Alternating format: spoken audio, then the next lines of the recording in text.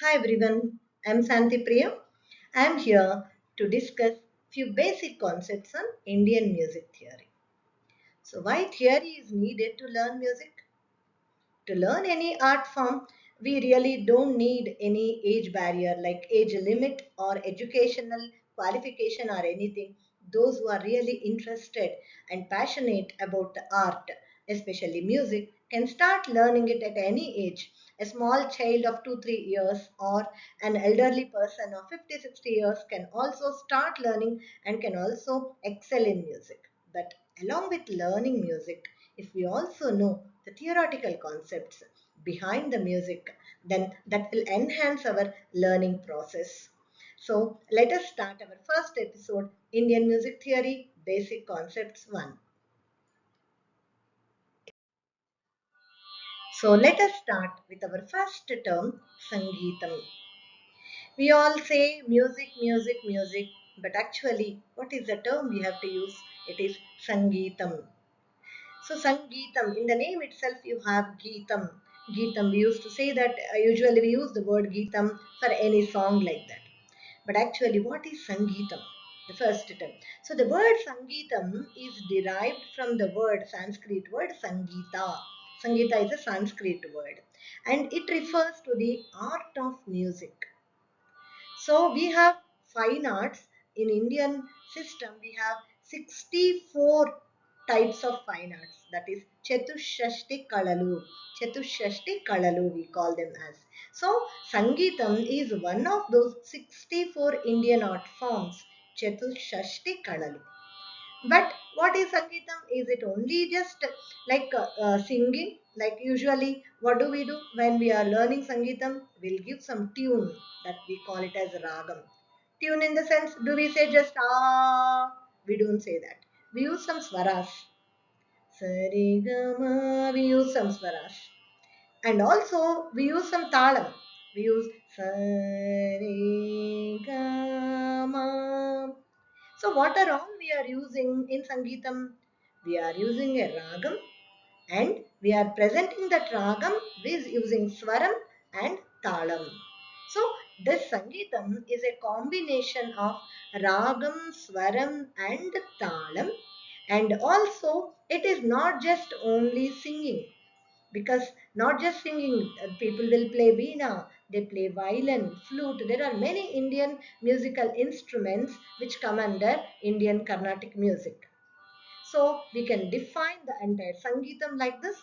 The word Sangeetam is derived from the word Sangeeta from Sanskrit and refers to the art of music. It is said to be one of the 64 Indian art forms, that is Chatushashti Kalalu. Sangeetam is a combination of raga, swara and tala that encompasses various aspects of music including vocal and instrumental. So to start our Sangeetam, we should know next term, that is Shruti. What is Shruti? Like when you are learning music, you know your teacher used to say, yeah, we will start singing in Shruti. Then she'll say something, say sa pa sa. So either instrument or vocal, then they'll ask you to say sa, play on the instrument sa. Then what is it starting sa? That is called as Shruti. But is it that everyone will sing in the same? No. Some other may sing at some other pace, like Shruti. That is sa pa sa. Then some other may sing at another, like if like there is a difference for even male and female also. So there are like they may say, yeah, we are singing at G hash or G or A hash, A or C. So there are different pitches. That is where we start to like no to sing or play instrument, that we call it as Shruti. We use, but then how do we learn it as a definition? So we say that Shruti is the smallest interval of musical pitch that the human ear can detect, and or a singer or musical instrument can produce it. And this is the pitch at which a drone played by Shruti box or tambura is set. Suppose I'm like learning music and I want to, like, I'll start. I have to say sa, pa, sa. Where do I say? So I said here, tambura. This is sambura. So I set it at G pitch. So sa, pa, sa. So I say my shruti is G. Or I may change it. So I may make it as A, suppose. Sa, pa, sa, pa, sa. This is A pitch. So not only G or G hash or A, there are many other pitches also according to the human voice, like whatever the possible shruti that a human can sing. So here we say shruti is the smallest interval of musical pitch that a human ear can detect it, or it can be set on any instrument also. And here I can give you additional information that it's not that on the shrutis, few shrutis what we see in Tambura or Shruti box, there are 22 shrutis in Indian music theory, which were found during the Veda times, and even it was confirmed in the Natya Sastra by Bharata Mahamuni also. And it was like found by proper experiments that there are 22 shrutis, but we don't sing in these 22 shrutis. Generally we sing with the shrutis which are most common to the present human voices. So after learning about the Shruti, then how do we start Sangeetam? Then we start with Swarams first. Sari, Gama, Padani. Even a layman, those who don't know, those who didn't learn much about music also, everyone know that, yeah, Sari, Gama, Padani is there in a music. So Swaras, they are called as Swaras. But how do we define it? So Swaram is a single musical note.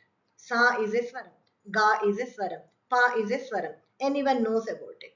But like how we have alphabets for a language to make words, to make sentences, and to write paragraphs or to speak, the same way Swaras are like alphabets to the musical language. So we can say that we can define it as Swaram is a single musical note and Swaras are like alphabets of a language by combining which a musical melody is formed. And also here we have to like note that each Swaram has a position in relation to its Shruti. That means it's not a fixed position. In the sense if I say Re, Re, always everyone in every Shruti they don't sing at the same like same sthanam, same place. Sa, if I take sa, then re will be sa, re, can be. Suddha Rishabh can be. But suppose if I change Shruti, sa, then re will be sa, re. The same way if I change to one more Shruti, like sa, then what will be re? Sa, re. So what can we understand by this? That swaram position, that musical note position is in relation to its shruti, where you are starting sa. Relative to that, you will get its particular, the place for its particular note. That is called as swaram. So we learned about swaram. Then how many swaras are there? So initially to understand, there are saptaswaras. This is a common word people use, saptaswaras in Sangeetam, saptaswaralunnai. Then let us go through about saptaswaras. So here, what do we mean by sapta? Sapta means seven. So sapta is a Sanskrit word which means that seven in number.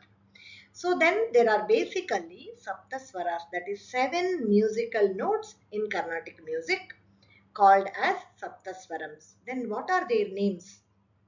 Sa means shadjamamu or shadjam. But while singing, we don't sing like shadjamamu like that. So there is a short syllable for that solfa syllable we can call that, or the sound by which we sing, that is sa. So sa, its name, full name is shadjamamu or shadjam. Then second swaram is Ri, which is its name is Rishabham. And then third one is Ga, and its name is Gandharam. And the fourth one is Ma, its name is Madhyamam. And fifth one is Pa, its name is Panchamam. Sixth one is Da, and name is Daivatam. And seventh one is Ni, its name is Nishadam. So what are the seven swaras? Shadjamamu, Rishabhamu, Gandharamu, Madhyamamu, Panchamamu, Daivatamu, Nishadamu. But we don't sing like Shadjamamu, Rishabhamu, Gandharamu, like that we don't sing. That is why there are solfa syllables. Shortcut or the sounds what we use for these notes. They are Sa, Re, Ga, Ma, Pa, Da, Ni, Sa. These are the Saptaswaras. When we start music, we learn first the Saptaswaras. And here we can give some other information that whatever the swaras Sa and Pa, Sa we call it as tonic swara or tonic note we call. Why do we call it? Because every pitch will start Shruti with the Sa. That is the base. Sa. So that is called tonic, and Pa, which is called as in Western music perfect fifth. Why that is even here we can say it is in the fifth place. Panchamamu. Right? So Sa and Pa, these two are always fixed and we call them as Achala Swaras or Prakruti Swaras. There won't be any change. They have particular sthanam in the interval. Sa and Pa, we call them as Achala Swaras. And the remaining five, Ri, Ga, Ma, Da, Ni, they are Chala Swaras that we learn later. There are variations in Ri, Ga, Ma, Da, Ni. So Sa and Pa are called as Achala Swaras. Achala. Chala means variation. Achala means without variation. Let us go through few more details about Saptaswarams. So the first one among these seven swaras, the Sa, the first one Sa, is called as Adhara Shadjamam, where we start singing Sarigama Padani, the Shruti where we start. We call it as Adhara Shadjamam. Then this Sa can be sung with different possible Shrutis. As I mentioned earlier, each individual can sing with a different Shrutis, different possible Shrutis. So this Sa, Adhara Shadjamam, cannot be just, though it is a Achala Swara, but it is not just it is only in one position. Sa can be like in different positions, that is in like in different shrutis, in G shruti, G hash shruti, but we call that Sa, where we start Sa, we call it as Adhara Shadjavam, and all the other swaras will be relative to Sa. Where we start Sa, from there we take other swaras Ri, Ga, Ma, Pa, Da, Ni, Sa. So Sa is the one where we start at different pitches. Then the remaining six swaras will follow Sa, that is they are relative to Sa. Then after singing Sa, Re, Ga, Ma, Pa, Da, Ni, seven are over. Then next Ni, Sa. Again we are using Sa. But how is that Sa? The first one is Sa, Sa. That is called as Tara Shadjamam or Upper Shadjamam. Sa, this is Adhara Shadjamam. Then Sa. Then what is the relation between these two? Sa, Sa. They both are double in their frequency. So then again from there another pitch start. Sari, another pitch start again.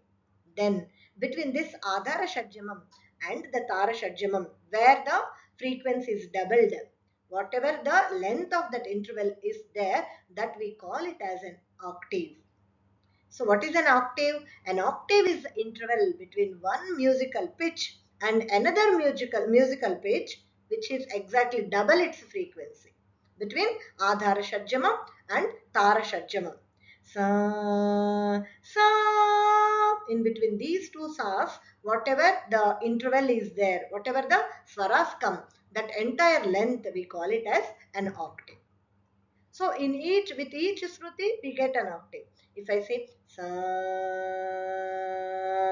Re, Ga, Ma, Pa,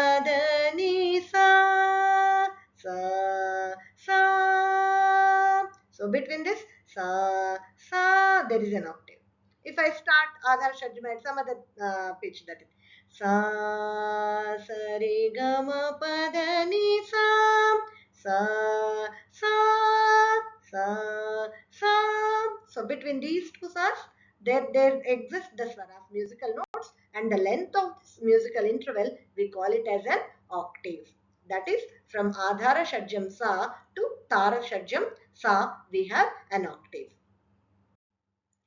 Next, we are moving to an interesting concept, Swaragata Sthanas. The word may look difficult for you, but before going through that, let us just look at these diagrams what just I copied here. The first one is a piano or a keyboard. What do you observe? It has many keys, but between, if you observe C, the in the above one, and C to the last, if you can count all white and the black keys, there are 12 in number. There are 12 keys. And also you can observe Veena down there, which has frets. And then you can see here there are actually total 24 frets. And this Veena covers actually more than one octave, 2.5 octaves actually it covers. So here you can see between 0 to 11 you have 12 frets. Like how you have 12 keys on the piano, the same with 0 to 11, 0 if it is Sa, and 11 is the next one, the pitch octave ends, you have again 12 keys or 12 frets.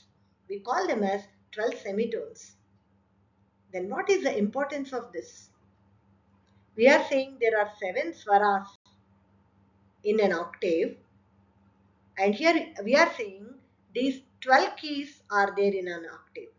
Then how are these 7 swaras are there in these 12 keys? Let us see next. So, among these 7 swaras, as I mentioned before, Sa and Pa, Shadjamam and Panchamam, they have only single position or sthanam, we call it as position or place or sthanam. They don't change. They have only one sthanam, Sa at one place and Pa at one place. Then what are the remaining 5 notes? Re, Ga, Ma, Da, Ni. They have variations. In the sense, Re takes more than one place. Ga takes, that means Ga takes more than one place. Ma takes more than one place. Like this, these 5 notes, they have variations and they take more than one position in an octave. In this way, we obtain Swara Gata Sthanas. Sthanam means place, position. Gata Sthanas, different positions. Swaragata Sthanas. Then these Swaragata Sthanas are of 2 different sets. The first one is Dvadasa Swarasthanas. Dvadasa means 12. 12 notes. And another one is Shodasa Swarasthanas. 16 notes. So we mentioned before Saptaswaras, 7 are there. But we have come now here that Sa and Pa are in fixed sthanas, but the remaining 5 have more than one sthanam. That's why we got Swaragata sthanas of 2 different sets. One is Dvadasa Swarasthanams and then another one is Shodasa Swarasthanam. Let us look at the definition.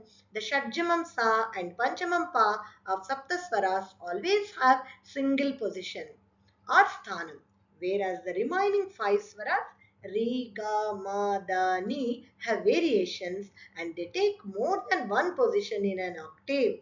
In this way, we obtain Swaragata Sthanas of 2 different sets, which are Dvadasa Swarasthanas, 12 notes, and second one is the Shodasa Swarasthanas, 16 notes.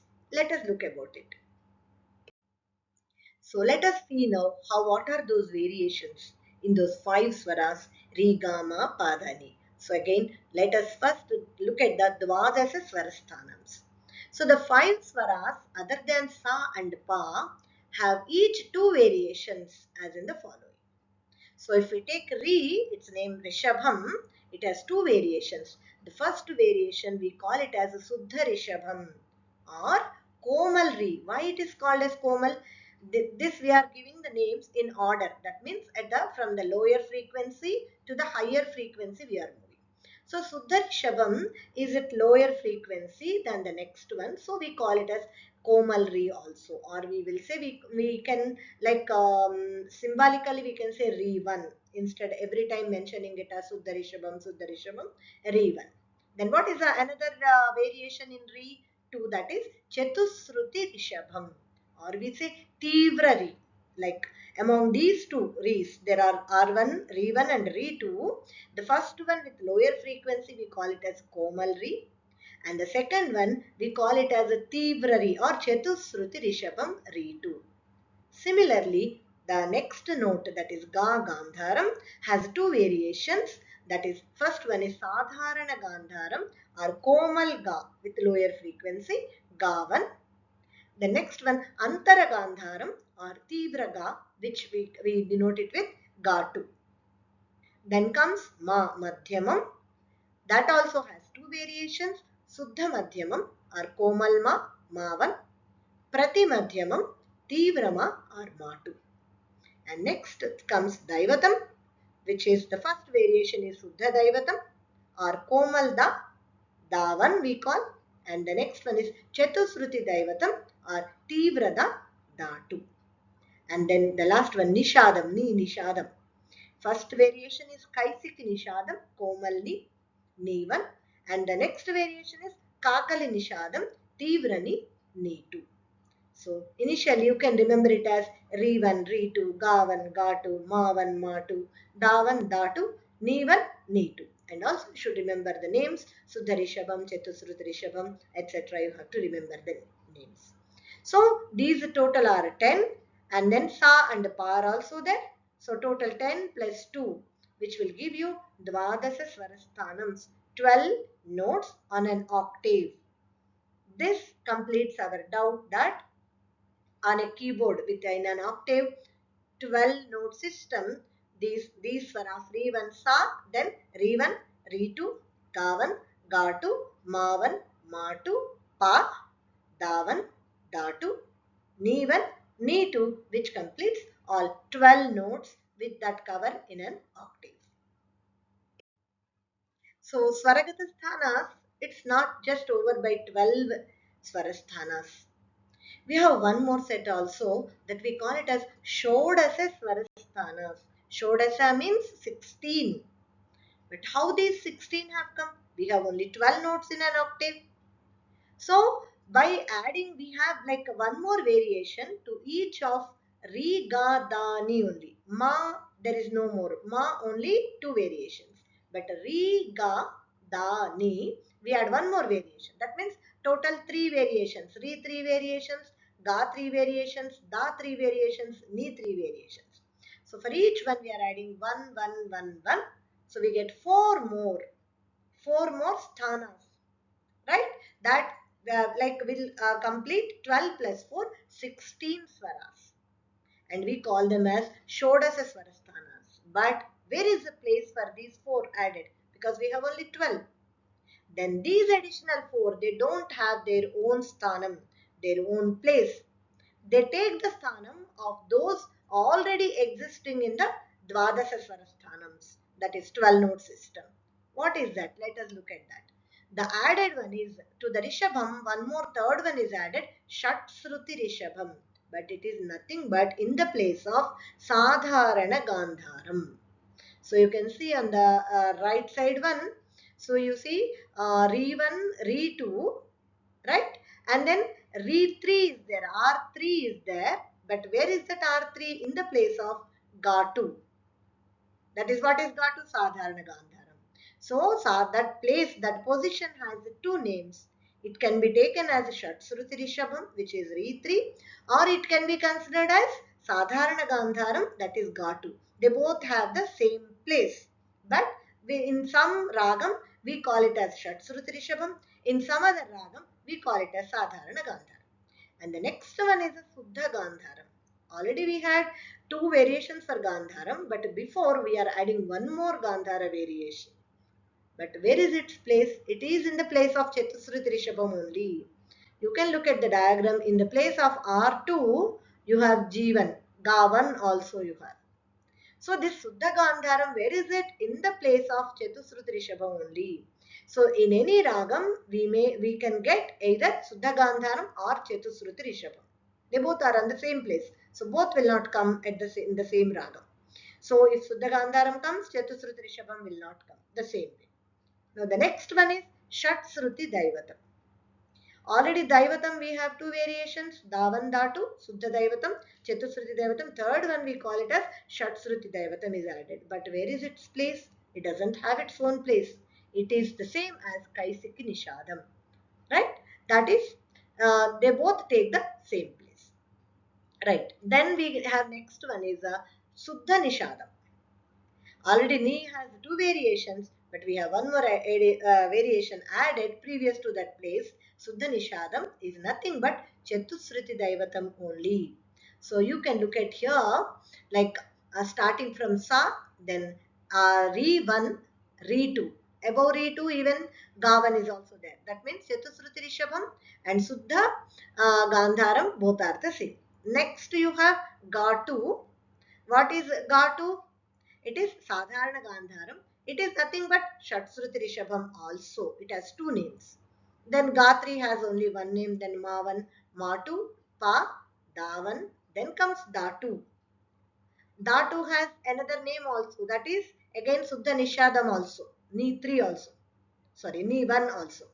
Datu and Ni 1 both are the same. And the next you have Ni 2. Ni 2 and Datri both are the same. That is Kaisik Nishadam, Shatsruti Devatam. Both are in the same place. Right? And next normal Nitri and then Sa.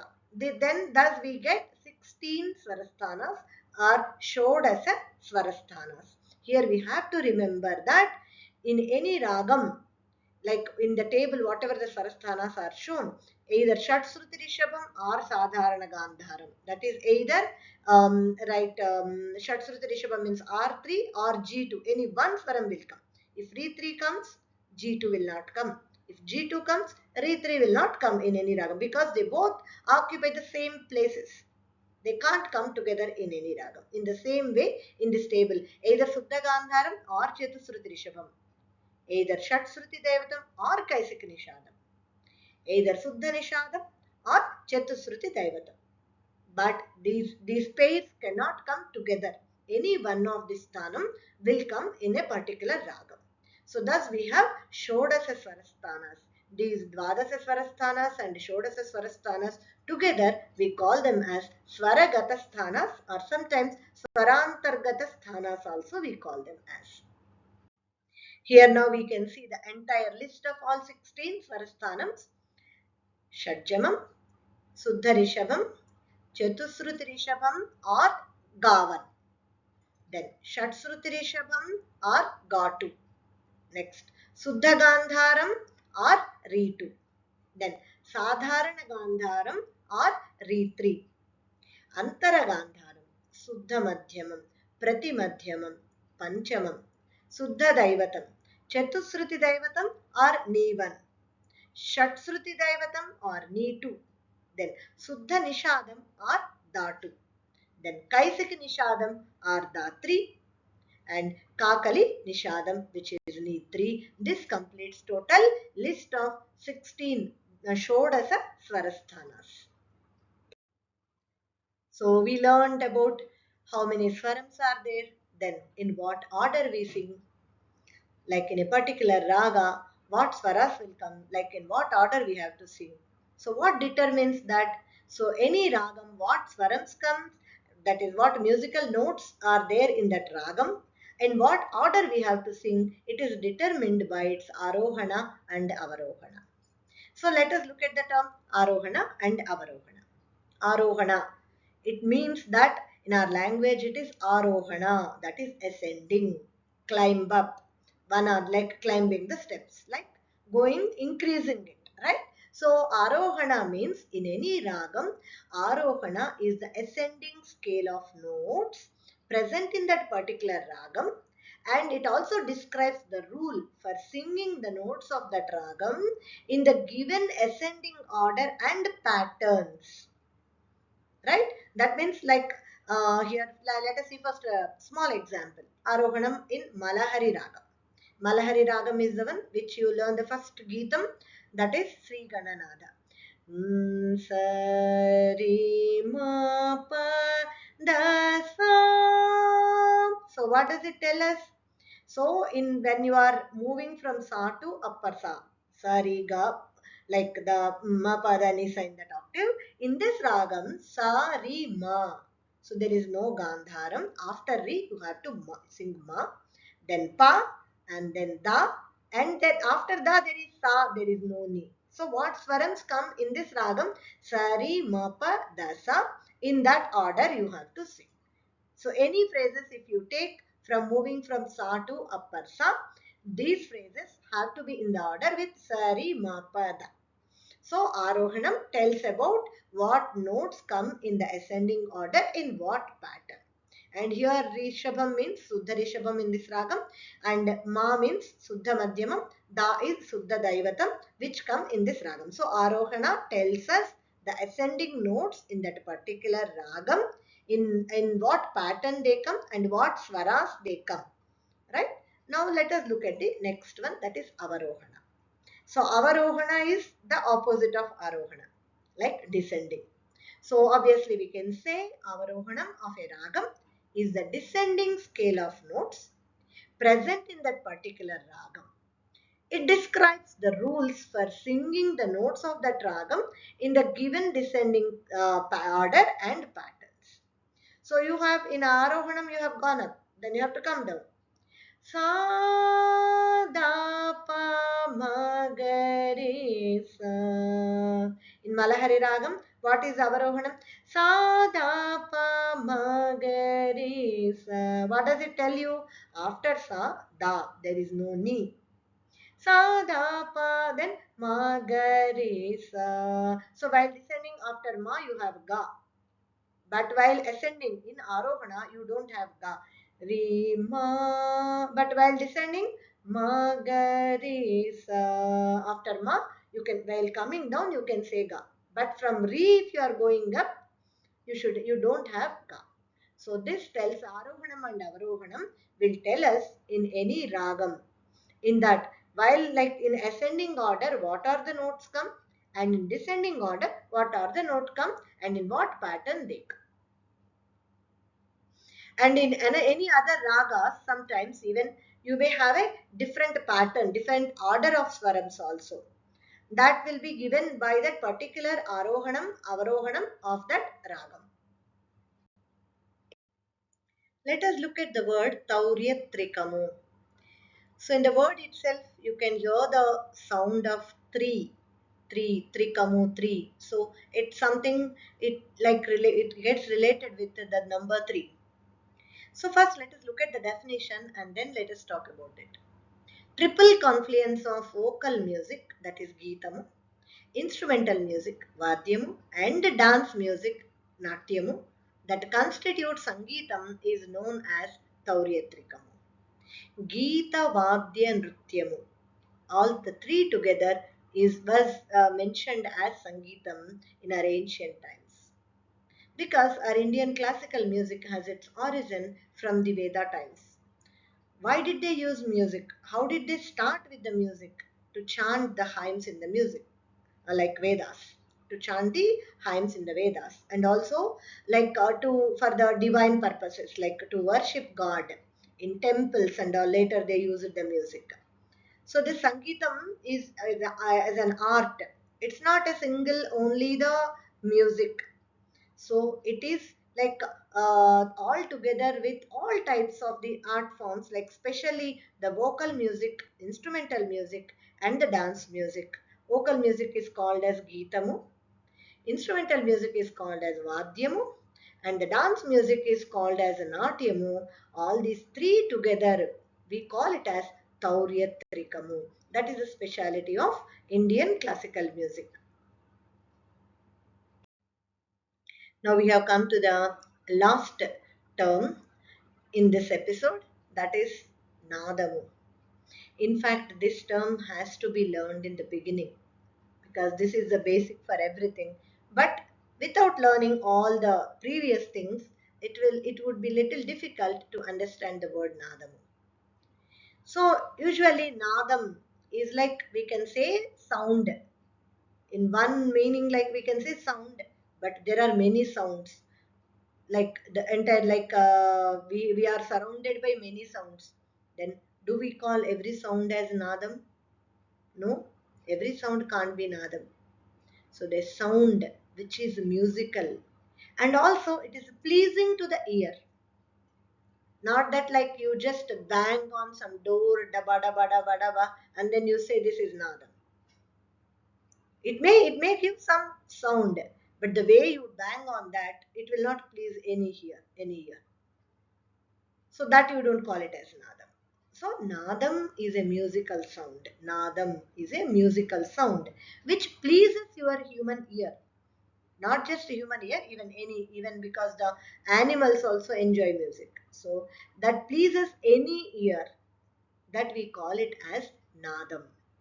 So nadam is a Sanskrit word which means a musical sound that is pleasing to the ear. Like if you hear that sound, then your mind should get like peace. It should be pleasant. Oh, you want to hear it again and again. That type of musical sound we call it as nadam. Then there are two types of nadams. Ahata nadam, anahata nadam. So what is ahata nadam? The sound produced by the efforts of human being, like man-made sounds, that too musical sounds. So sound produced by singing or playing instrument or tapping, like on any tapping with hand or tapping with foot while dancing. All those sounds you can say they are called as ahatanadam. Then what is the second one? Anahatanadam. This anahatanadam is not a created one. The sound that is created or existing in the nature, created in the nature or existing in the nature. So, and it has been said that anahatanadam can be understood only by sages and immortals. Normal human beings, we might not be knowing about anahatanadam. We all can only know about ahatanadam. Sages and immortals, they can only understand the anahatanadam. So from this nadam, Sruti is created. And from Sruti, Swaras, Saptaswaras, Dvadasa Swaras, and the next Ragas, all these have evolved from the Nadam only. So in this episode, let us stop here with about these few technical terms. And in the next coming one, we discuss about talas and few other things. Thank you. Keep following my channel. Thank you.